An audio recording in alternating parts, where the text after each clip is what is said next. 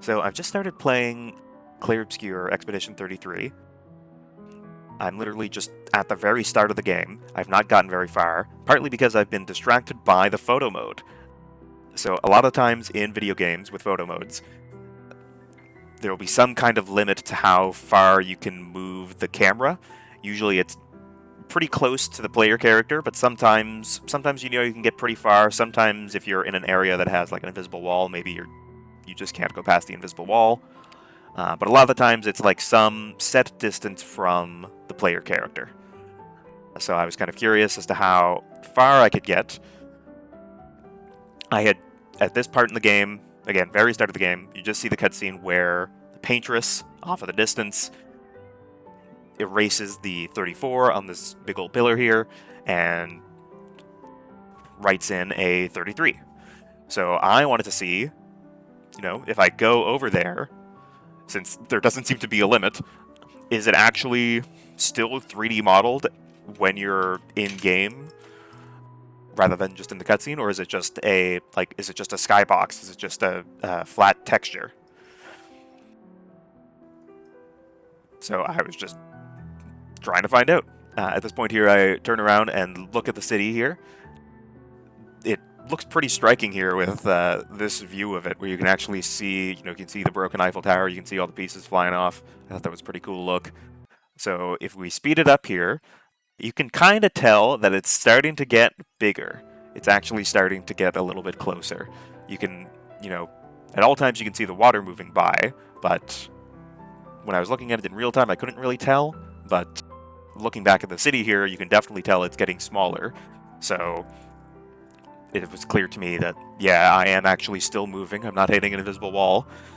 I can't really tell at this point if I'm actually getting closer to it, if it's really a 3D model or if it's just a texture or whatnot.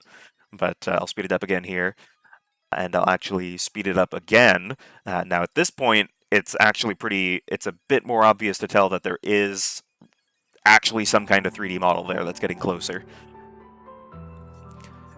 Oh yeah, around here I remember that I can zoom in the camera by reducing the field of view, and it sure does look like there's something there.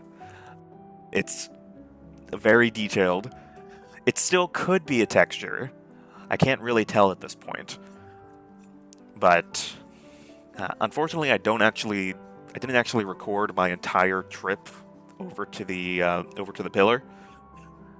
So I'll do a little bit of a fade out here in a few seconds to when I actually get over there. Right about here. There we go. So it's a model. It's actually a 3D model. They actually did it, the absolute madmen. Like, holy moly. They've actually, like, all the limbs, the fingers and toes, the hair, the posture, it's all there. It's all actually modeled in 3D. I don't know why they would have done it like this rather than just having it, be a texture in the distance. I'm sure that would have been better for performance. But it's really cool.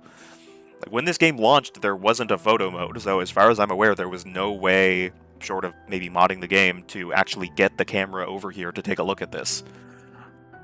As I understand it, again, I'm at the very start of the game, I don't actually know how the plot goes. I've tried to avoid all kinds of spoilers, and then potentially have just shot myself in the foot there by flying over to the statue. But I assume that you get here at some point in the game. You actually go to this location and you get to see this model up close. But I would have guessed that's just like a completely separate area. So there was no need to actually have a real, fully detailed 3D model here. You can even go in through the hair and, like, yep, there's a fully modeled face underneath. Oh, there's no collision on this part of the body. There actually is collision back over in the playable area. You can't just go through the walls, but all the way over here, no collision. You can just go right through the stone. So yeah, I think I'll just keep quiet and let the visuals do the talking. Enjoy.